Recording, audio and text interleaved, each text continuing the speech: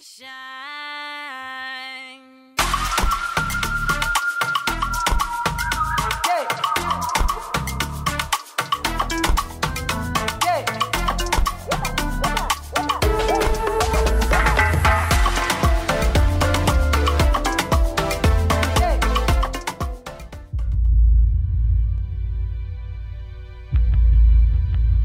trajet La Maille-Bellevue, je le fais tout le temps. Moi, dans le taxi, j'aimais juste mes écouteurs. Après, il y a des trucs qui viennent. Je parle jamais. Pendant mes trajets, mais dans ma tête, ça fout. Même le refrain de Kiracho, je l'ai trouvé comme ça. Je rentrais, j'étais là. Et j'avais un petit truc. Quand j'étais dans le taxi maintenant, je retournais avec ça. Tout ça. On a dit dans le taxi, je cherchais. J'avais la mélodie en fait. Là, je cherchais quoi mettre dessus. Ça faisait dans ma tête. Hors de question que je laisse tomber. Hors de question que je laisse tomber. Hors de question que je laisse tomber. Hors de question que je laisse tomber. C'est Koukam, c'est mon pote. C'est un artiste talentueux aussi. On s'est rencontrés je pense il y a 2 ans lors de Dimanche Kim. Et tout. Et depuis, on est assez proches. Il m'encourage beaucoup dans mes trucs artistiques. Il m'encourage à écrire, à produire, etc. Perso, moi, je l'apprécie beaucoup et lui-même, il sait ça. Donc, je vais le laisser lui-même parler, se présenter. J'ai rencontré Djilaba dans une séance de Dimanche Kim, je crois. Oui, C'était ça. Et oui, elle fait du slam, et rap, et chante, et tout ça joue un peu. Donc, tout ça m'avait poussé à aller vers elle, en fait, quoi.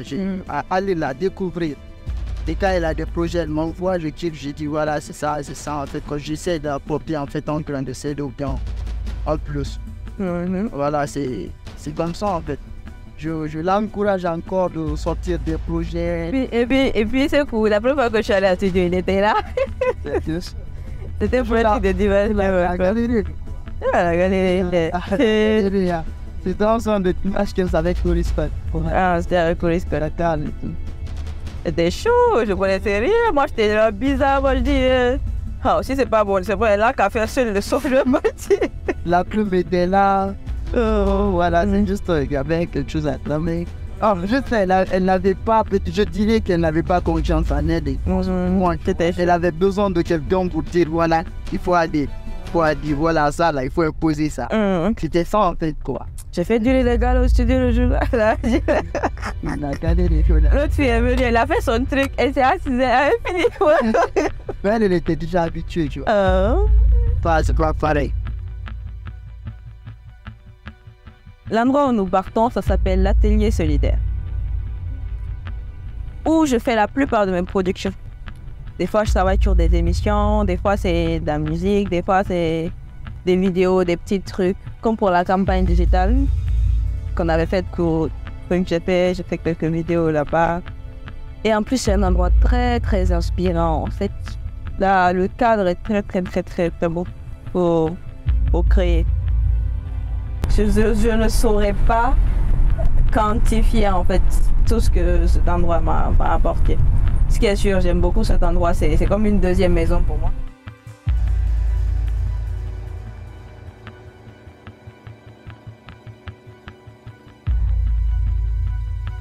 Alors aujourd'hui, je vous ai envoyé ici pour découvrir une autre partie de mon l'univers de Nieli. Et là, nous sommes à l'Atelier Solidaire. Ici, on est venu voir une personne très très spéciale. Déjà, c'était le parrain de Djeneba à son mariage et le hasard a bien fait les choses parce que j'ai passé combien de temps de ma vie sans le connaître? C'était trop, hein? Bref, c'est une personne très très importante pour moi. C'est à la fois mon mentor, mon manager, mon parrain. Une personne qui m'aide beaucoup dans ma vie, on va dire comme ça.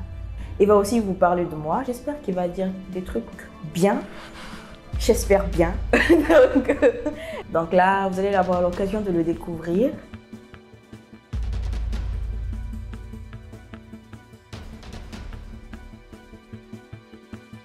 Merci de la visite.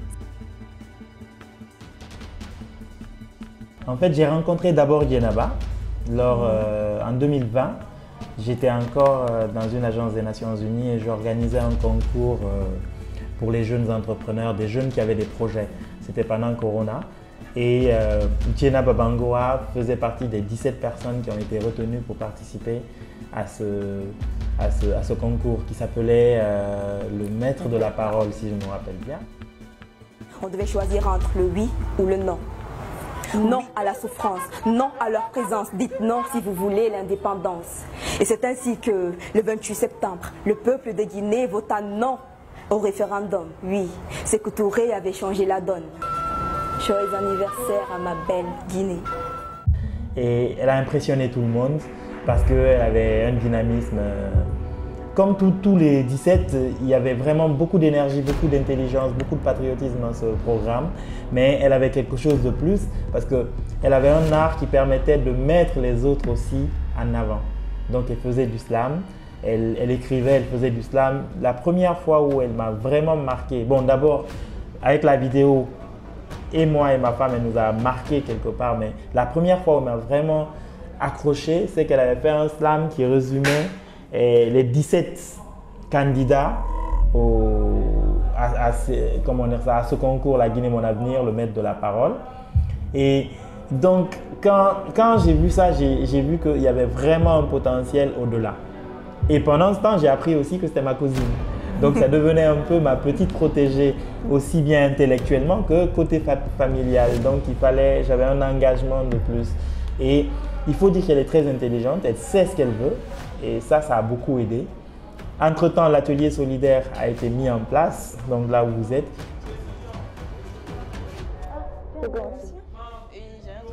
Ici, les jeunes passent ici pour mettre en place leur projet.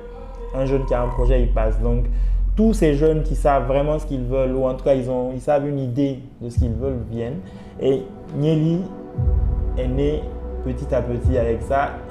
Djenaba savait ce qu'elle voulait faire de Nieli. Et moi, je confirmais en fait ses idées. Elle me dit, ah, je veux faire ça et tout. Je trouvais que c'était pas mal comme idée. J'ai dit, ouais, pas mal. Et c'est comme ça qu'elle a évolué petit à petit. Du slam, et puis scène. On voit qu'elle a une énergie qui peut vraiment faire du bien sur scène aussi. Elle a quelque chose à partager avec les gens. Elle écrit bien, elle danse bien.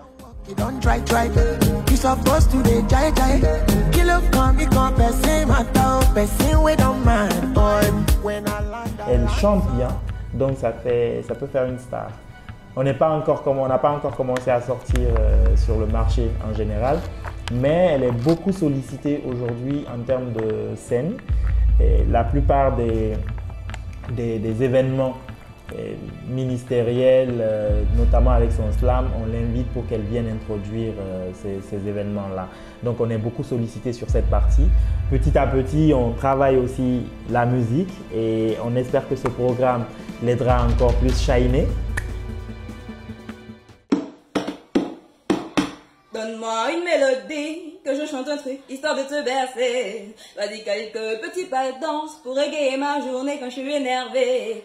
Vas-y, donne-moi des verres de slam, je vais mélanger, histoire de t'épater. Ça fait chanter quand je veux te bercer, danser quand je suis énervée, slammer quand je veux t'épater. Petite artiste polyvalente qui a tout pour percer. Ça commence très tôt. Avec ma maman, elle chante beaucoup. Quand elle cuisine, elle fait le linge, elle fait quoi, elle chante beaucoup, tout le temps. Ça, c'est Djenaba ça, quand elle avait 1 an. Et c'est joli, non? Ici, là, elle a 9 mois ici. C'est ça. Djenaba est là avec sa maman. Djenaba nyonte. Djenaba binti dianande. Djenaba sanye tondia. Zena nyonte. Aïe tenda ke zena sudi. Sanye kendia. Quand j'étais jeune, à bas âge, je sentais, j'animais les mariages. J'ai un peu fait ce qu'elle fait, ce qu'elle veut faire. Et elle chante tout le temps à la maison aussi. Et j'aime tellement chanter. Et il paraîtrait que j'ai la belle voix, ce qu'elles disent. Moi, je le sais. Elle a pris la belle voix. Moi, maintenant, ma voix est bizarre. Pourquoi ta voix est bizarre? Parce que tu as pris la Il faut belle faire voix. travailler ta voix. C'est ce que je sais de C'est ça. ce que moi je fais. Je fais travailler ma voix.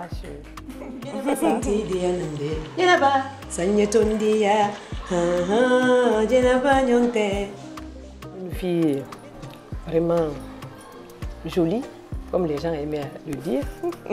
Une fille belle, intelligente, selon la famille de Djenaba. Une preuve de son intelligence, j'ai même un tableau d'honneur, une attestation de tableau d'honneur décerné à mademoiselle Djenaba Bangoura, école maternelle élémentaire Mes Fleurs, l'année scolaire 2013-2014.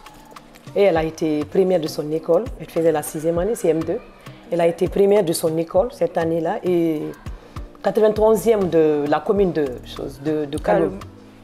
Donc vraiment, si ses frères et sœurs disent qu'elle est la plus intelligente de la famille, c'est là vrai, c'est une réalité. Donc, vraiment. Donc Djenaba, elle n'a vraiment, quand elle tient, elle dit je veux ça, elle se bat pour l'avoir. C'est ça. C'est une star, elle est en début, je crois que ça va aller, Inch'Allah, par la grâce de l'Éternel, ça ira avec le temps. Djenaba, quand elle était bébé, elle devait peut-être avoir 3 mois comme ça. Je m'étais rencontrée avec une dame, une vieille, une femme avancée en âge, qui m'avait salué, une jeune maman, parce qu'elle est née quand j'avais 30 ans. La femme m'a abordée, elle m'a dit bonjour, elle dit ah bonjour ma fille, en sous-sous, ah, je dis bonjour, on s'est bien salué. Elle m'a demandé ah, elle est votre fille, je dis oui, elle est ma fille. Elle me demande, elle est la première, je dis non, je dis elle est la 4e, je dis elle vient après 3 garçons. Elle me dit ah, vraiment, il faut suivre l'enfant là. Ce que la femme me dit, elle dit il faut vraiment la suivre. Elle dit, je vous dis ça aujourd'hui, je ne te connais pas, tu ne me connais pas. Mais si toutefois vous arrivez à l'encadrer, vous n'aurez pas de difficulté à l'éduquer. Pour l'éduquer, vous n'aurez pas de problème. Et ton mari et vous, si vraiment vous en occupez très bien. Je dis, il n'y a pas de problème. J'ai retenu ce que la vieille m'a dit. Et elle est là aujourd'hui, elle s'est mariée. Ça fait bam bam, bam, bam, comme le son du tam tam, bam, bam, ça fait bam bam, bam, bam. Et franchement, je n'ai pas rencontré de difficultés pour l'éduquer vraiment. Je n'ai pas rencontré de problème à ce qui concerne l'éducation du Djenaba. Je dis, fais ça, c'est ce qu'elle fait. Ne fais pas ça, elle ne fait pas. Monte par-ci, elle fait ça. Et depuis qu'elle a commencé son affaire de slam, de chanteuse ou de quoi, je ne sais pas, elle a commencé ça il y a un peu longtemps. Au début, on n'était pas au courant. Sa complice, c'est Aïcha. Elle faisait tout avec Aïcha. J'ai été la première à découvrir son talent. Ouais, c'est moi la première. J'étais aux loges quand elle faisait ses premiers concerts de slam, ses petits concerts, c'était avec sa sœur. Et puis, moi j'ai trouvé ça formidable. Quand on était petite, elle chantait des Barbie. Un genre de concert, je trouvais ça incroyable. Je dis, wow, ma sœur elle chante aussi. C'était super cool. On est presque pareil. On dit que je la copie. Elle me copie. Oui, c'est ça qu'elle fait. Un peu. Tout seulement. C'est ça. Maintenant, elle aussi, quand elle sort, elle rentre, elle dit ah, star. Elle dit, Madame Mangoura, une fois, ta fille deviendra star. Après, elle commence à chanter star, non, star, Baruma. Et voilà. Donc, c'est qu'elle chantait. Donc, moi aussi, je l'ai aidé à chanter. On chantait ensemble. Ma binti bara star bari, wa mato. Yana ma binti tan star nara, wa mato. Zainabu tan star nara. Ton texte de présentation là, ça commence par quoi déjà? Je suis de la grande lignée de guerriers combattants. 1, 2. Je suis de la grande lignée des guerriers combattants du Mandinga. Je viens de la terre-mère, je viens de cette belle Guinée. Je suis une Guinéenne native de ce beau pays. Je suis une guerrière descendante des Fakoli. Un petit truc. Mon texte préféré que ma sœur a écrit, et puis ça me décrit aussi. Au début, c'est avec la parole que Dieu créa le monde. Kun fayakun, il créa l'homme. L'histoire raconte qu'à travers les côtes de l'homme, il créa la femme. Femme, femme que je suis. La femme que je suis associée à l'art crée une artiste. Artiste de la rime, moi j'ai le rythme. Je bouge, je danse en cadence, je slame, je chante, je rappe. Je suis polyvalente.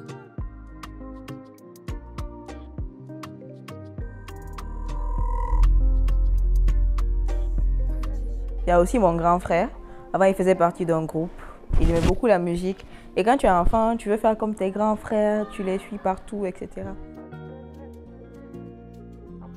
On ne s'attendait pas à ce qu'elle soit, disons, dans le domaine artistique, même si c'est vrai que depuis l'enfance, c'est la plus intelligente. Elle est vraiment très émancipée. Et la voir aujourd'hui vouloir réussir dans le domaine de, disons, de l'art et de la musique ou du slam, ça a été vraiment quelque chose de surprenant, mais disons dans le sens positif. Donc avec l'atmosphère, tout ça, j'ai commencé à prendre des marques. Disons que moi je ne savais pas qu'elle faisait de la musique. Disons que j'ai été surpris de constater qu'elle s'intéressait à cette activité.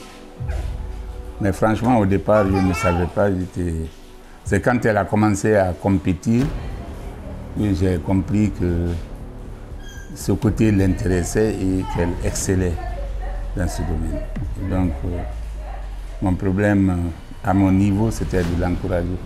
Parce qu'en fait, les enfants, il faut les encourager dans ce qu'ils aiment.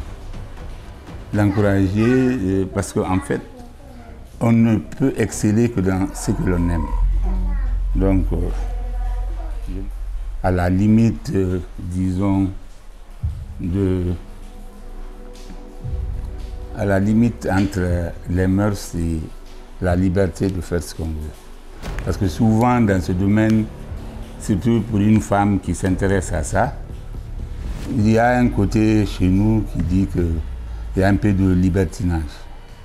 Donc il fallait prêter attention pour être sûr qu'il y a une limite à tout ça et pourvu que ce soit dans un cadre suivi au niveau de la famille. C'est un peu ça, quoi. Je serai là pour l'accompagner.